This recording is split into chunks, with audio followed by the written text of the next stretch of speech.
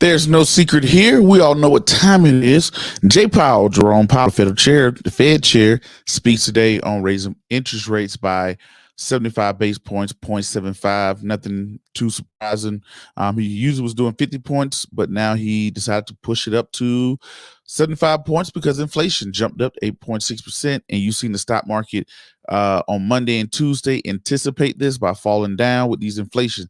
So let's hear from Jerome Powell. Let's hear from Jay Powell, and we're going to give live commentation on what's going on, what he's saying directly from the Fed chair's mouth. Stay locked right here. Y'all going to get that exclusive Jerome Powell, Fed chair. But if you haven't done so already, I know what time it is. Go ahead and make sure. Hit the subscribe button. Hit the bell icon. Hit that like, comment, and share button. Once again, ladies and gentlemen, boys and girls, and children of our ladies, you are now tuned into the Investor Show. As always, this is your gracious host, the Prince of Investing, Prince Dykes, coming to you guys and girls live from the beautiful city and state of Denver, Colorado. Don't forget to hit that like, subscribe, comment, and share button. As always, I don't have a lot of time, and I definitely know you guys and girls don't have a lot of time, so y'all know we got to jump straight into it. So what we're going to do right here, live review. Let's roll that beautiful beam footage. Go ahead, Jerome.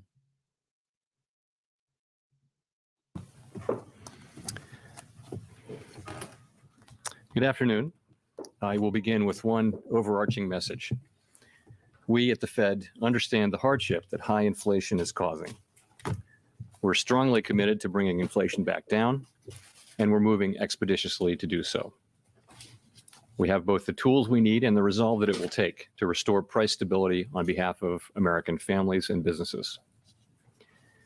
The economy and the country have been through a lot over the past 2.5 years and have proved resilient. It is essential that we bring inflation down if we are to have a sustained period of strong labor market conditions that benefit all. From the standpoint of our congressional mandate to promote maximum employment and price stability, the current picture is plain to see. The labor market is extremely tight and inflation is much too high. Against this backdrop, today the Federal Open Market Committee raised its policy interest rate by 0.75 percentage point and anticipates that ongoing increases in that rate will be appropriate. In addition, we are continuing the process of significantly reducing the size of our balance sheet. I'll have more to say about today's monetary policy actions after briefly reviewing economic developments. Overall economic activity edged down in the first quarter as unusually sharp swings in inventories and net exports more than offset continued strong underlying demand. Recent indicators suggest that real GDP growth has picked up this quarter, with consumption spending remaining strong. In contrast, growth in business fixed investment appears to be slowing, and activity in the housing sector looks to be softening. Now, one key point he made here, he talked about inflation is going up, but we have a tightened labor market, meaning that unemployment is not unemployment is very low right now, meaning it's hard to find people, stay on jobs, stuff like that or whatever. So it's kind of a weird thing they got going on.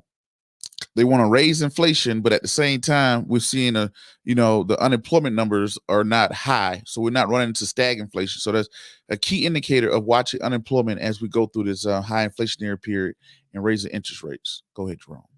In part reflecting higher mortgage rates. The tightening in financial conditions that we've seen in recent months should continue to temper growth and help bring demand into better balance with supply. As shown in our summary of economic projections, FOMC participants have marked down their projections for economic activity, with the median projection for real GDP growth running below 2% through 2024. Now, this was a major one too. Right here, this is what the Federal Reserve, they put out changes in real GDP. Everybody's talking about their recession talk, right? Everybody's talking about the recession, how it's going to come in and do all the other stuff like that. This is what they're looking at right now, their projections of economical slowdown. Because as we raise these interest rates back up, this shorten the supply of dollars and this brings some strength back to a falling dollar. All right. So you got a tug of war. Inflation is killing the dollar. Interest rates is raising the dollar back up. And, something to keep in mind. So two quarters of a decline in GDP is the definition of a recession. This is what they're looking at right now, what's actually happened. And this is their projection on what they're looking at things to go back. They're looking at things, inflation to kind of fall off, but we'll see. We'll see how that goes. Go ahead, Ron. The labor market has remained extremely tight, with the unemployment rate near a 50-year low, job vacancies at historical highs, and wage growth elevated. Over the past 3 months, employment rose by an average of 408,000 jobs per month, down from the average pace seen earlier in the year, but still robust. Improvements in labor market conditions have been widespread, including for workers at the lower end of the wage distribution, as well as for African Americans and Hispanics. Labor demand is very strong, while labor supply remains subdued, with the labor force participation rate little changed since January. FOMC participants expect supply and demand conditions in the labor market to come into better balance, easing the upward pressures on wages and prices. The median projection in the SEP for the unemployment rate rises somewhat over the next few years, moving from 3.7% at the end of this year to 4.1% in 2024, levels that are noticeably above the March projections. All right, let's back that up a little bit. Key words you just said here, right? Unemployment. They're looking at unemployment to rise. You see that? They're looking at a rise in unemployment because as the interest rate go up, it tightens up the money. So they're looking for unemployment to rise. That's a key indicator to pay attention to. And the SEP for the unemployment rate rises somewhat over the next few years, moving from 3.7% at the end of this year to 4.1% in 2024, levels that are noticeably above the March projections. Inflation remains well above our longer run goal of 2%. Over the 12 months ending in April, total PCE prices rose 6.3%, excluding the volatile food and energy categories. Core prices rose 4.9%. In May, the 12-month change in the Consumer Price Index came in above expectations at 8.6%, and the change in the core CPI was 6%. Aggregate demand is strong. Supply constraints have been larger and long-lasting than anticipated, and price pressures have spread to a broad range of goods and services. The surge in prices of crude oil and other commodities that resulted from Russia's invasion of Ukraine is boosting prices for gasoline and food and is creating additional upward pressure on inflation. And COVID-related lockdowns in China are likely to exacerbate supply chain. Now he's about to get into how the supply chain that's already been hurt is going to get worse because of the lockdown in China. Key indicator here, most people didn't hear, here's a gym. Now, one thing he didn't talk about, right, is he spoke about the inflation rate that came out on Friday was at 8.6%.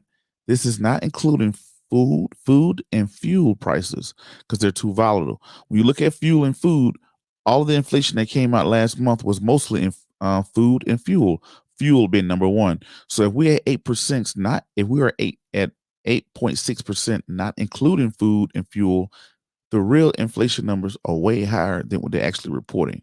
But that's just something to keep in note. Go ahead, Jerome. Chain disruptions. FOMC participants have revised up their projections for inflation this year, particularly for total PCE inflation, given developments in food and energy prices.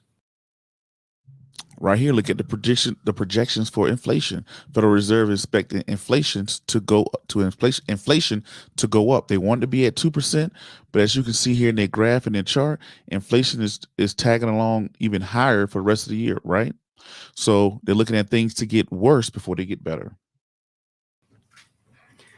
The median projection is 5.2% this year and falls to 2.6% next year and 2.2% in 2024. Participants continue to see risks to inflation as weighted to the upside. The Fed's monetary policy actions are guided by our mandate to promote maximum employment and stable prices for the American people. My colleagues and I are acutely aware that high inflation imposes significant hardship, especially on those least able to meet the higher costs of essentials like food, housing, and transportation. We are highly attentive to the risks high inflation poses to both sides of our mandate, and we're strongly committed to returning inflation to our 2% objective. Against the backdrop of the rapidly evolving economic environment, our policy has been adapting, and it will continue to do so. At today's meeting, the committee raised the target range for the federal funds rate by 0.75 percentage point, resulting in a 1.5 percentage point increase in the target range so far this year. The committee reiterated that it anticipates that ongoing increases in the target range will be appropriate. And we are continuing the process of significantly reducing the size of our balance sheet, which plays an important role in firming the stance of monetary policy. Coming out of our last meeting in May, there was a broad sense on the committee that a 0.5 percentage point increase in the target range should be considered at this meeting if economic and financial conditions evolved in line with expectations. We also stated that we were highly attentive to inflation risks and that we would be nimble in responding to incoming data and the evolving outlook. Since then, inflation has again surprised to the upside. Some indicators of inflation expectations have risen, and projections for inflation this year have been revised up notably. In response to these developments, I find that very hilarious when he says, for a surprise, inflation has been on the rise this year. Okay, you just pumped did you forget about the trillions of dollars that you approved and pumped into the economy 2 years ago during the pandemic? You didn't think that was going to have a side effect? Come on now. the committee decided that a larger increase in the target range was warranted at today's meeting. This continues our approach of expeditiously moving our policy rate up to more normal levels, and it will help ensure that longer-term inflation expectations remain well anchored at 2%. As shown in the SEP, the median projection for the appropriate level of the federal funds rate is 3.4% at the end of this year, a percentage point and a half higher than projected in March, and 0.9 percentage point above the median estimate of its longer run value. The median projection rises further to 3.8% at the end of next year and declines to 3.4% in 2024, still above the median longer run value. Of course, these projections do not represent a committee plan or decision, and no one knows with any certainty where the economy will be a year or more from now. Over coming months, we will be looking for compelling evidence that inflation is moving down, consistent with inflation returning to 2%. We anticipate that ongoing rate increases will be appropriate. The pace of those changes will continue to depend on the incoming data and the evolving outlook for the economy. Clearly, today's 75 basis point increase is an unusually large one, and I do not expect moves of this size to be common. From the perspective of today, either a 50 basis point or a 75 basis point increase seems most likely at our next meeting. We will, however, make our decisions meeting by meeting, and will continue to communicate our thinking as clearly as we can.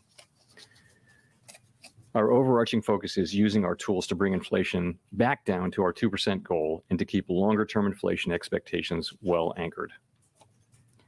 Making appropriate monetary policy in this uncertain environment requires a recognition that the economy often evolves in unexpected ways. Inflation has obviously surprised to the upside over the past year, and further surprises could be in store. We therefore will need to be nimble in responding to incoming data and the evolving outlook. And we will strive to avoid adding uncertainty to what is already an extraordinarily challenging and uncertain time. We are highly attentive to inflation risks and determined to take the measures necessary to restore price stability. The American economy is very strong and well positioned to handle tighter monetary policy. To conclude, we understand that our actions affect communities, families, and businesses across the country. Everything we do is in service to our public mission. We at the Fed will do everything we can to achieve our maximum employment and price stability goals. Thank you, and I look forward to your questions. Well, that's it right there. Jay Powell, he's going to get into questions, but he's pretty vanilla as a watching him and following him. He already says, hey, either I'm going to do 50 basis points or 75 basis points, depending on, he's kind of falling in line with the CPI does. He's following the CPI report. It came out a little high on Friday. The Federal Reserve came in. The market, well, CPI reports came out on Friday. Inflation at 8.6%, higher than expected. Monday and Tuesday, you see the markets kind of slash down, and then you see the Federal Reserve speak, and they kind of pushed them, you kind of knew, everybody knew him doing 3/4 was kind of expected, doing, 75 base points. So he's kind of saying, hey, I'm looking at the CPI report. They're looking at the Fed fund rate by the end of this year to be at 3.4%. They're looking at inflation in the short term to go up a little bit more. They're looking for economic slowdown and unemployment. So key thing they're watching is unemployment and inflation numbers, and they're going to keep rising inflation by 75 basis points to 50 basis points. So Jerome Powell's doing what you kind of expect him to do. He's not overly aggressive like a Paul Volcker was back in the late 70s, early 80s. And he's not ultra conservative. So he's kind of right on the mark what you see him do. So, yeah, nothing much. You hear it from his mouth, the horse's mouth. Federal Reserve, they're trying to get inflation back down to 2%. That's what they wanted to move at. And they raised interest rates by 0.75, meaning that, you're going to see mortgage rates go up. But now just returning, the good side is returning strength to the dollar, where you're seeing savings accounts rates go up. You're seeing CD account rates go up, things like that. But you're also seeing, you're going to see the housing market cool off. You're going to see stocks kind of cool off. But, hey, we've been here before. We'll get through it. I'm always the bull. All right. Like Uncle James said, buy some gas. Buy some oil stocks and ride an e-bike until midterm election. All right, ladies and gentlemen. Well, that's my time. Until the next video, podcast, cartoon, or whatever else crazy y'all see me doing around the globe. Y'all already know what my name is. My name is Prince Dykes, and I'm the Prince of Investing. Peace, be safe. I'm out, and thank you.